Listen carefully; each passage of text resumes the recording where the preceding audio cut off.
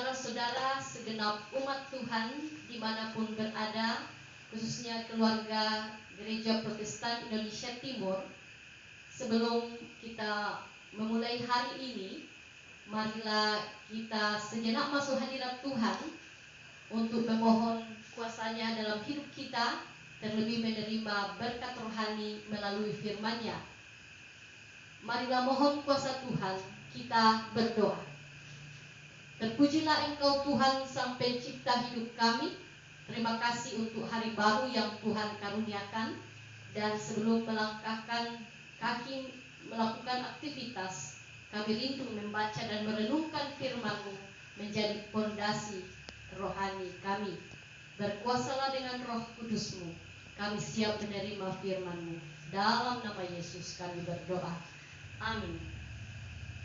Saudara-saudara yang terkasih dalam Tuhan Yesus, firman Tuhan yang datang bagi kita dari Pengkhotbah pasal yang pertama ayat yang ke-12 sampai 14. Firman Tuhan berbunyi, Aku pengkhotbah adalah raja atas Israel di Yerusalem.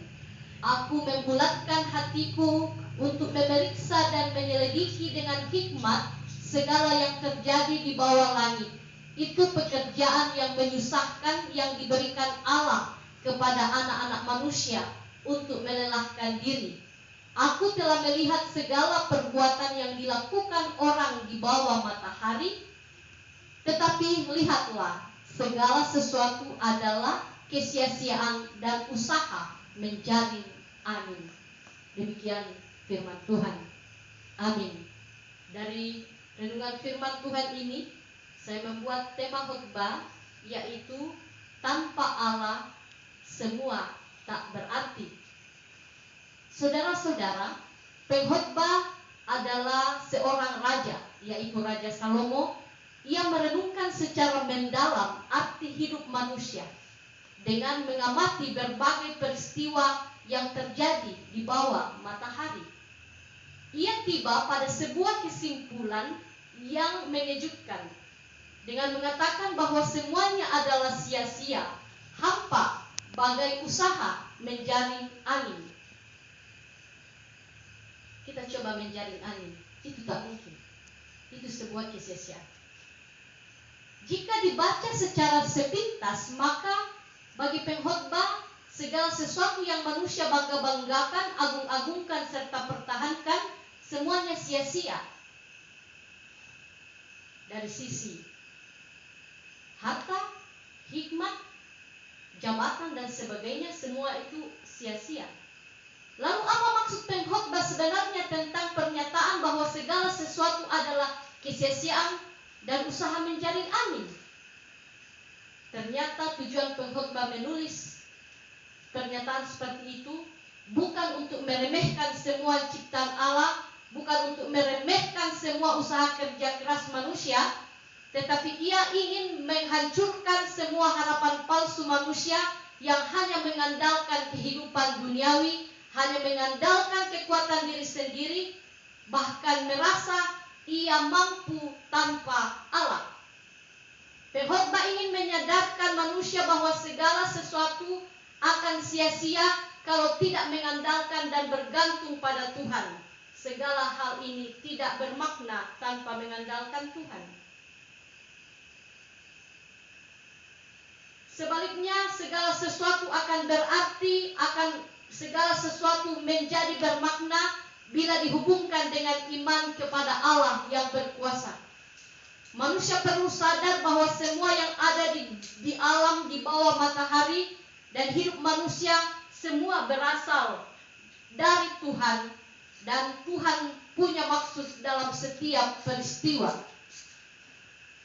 Kita juga disadarkan bahwa segala kesuksesan di dunia ini, segala kekayaan, segala kesehatan, segala ketenaran tidak dapat memberi kebahagiaan sejati, tidak memberi kepuasan sejati, tidak memberi damai sejahtera. Contoh, ketika orang sudah memiliki sepeda, ia ingin memiliki motor. Sesudah memiliki motor, ingin memiliki mobil. Sesudah memiliki mobil ingin memiliki pesawat dan sebagainya. Manusia tak pernah menemukan kepuasan sejati.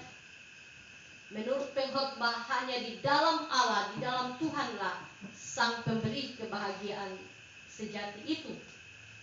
Karena itu melalui pengkhotbah kita diingatkan bahwa hanya di dalam Tuhan hidup kita akan berarti dan hidup kita tidak berakhir dengan sia-sia.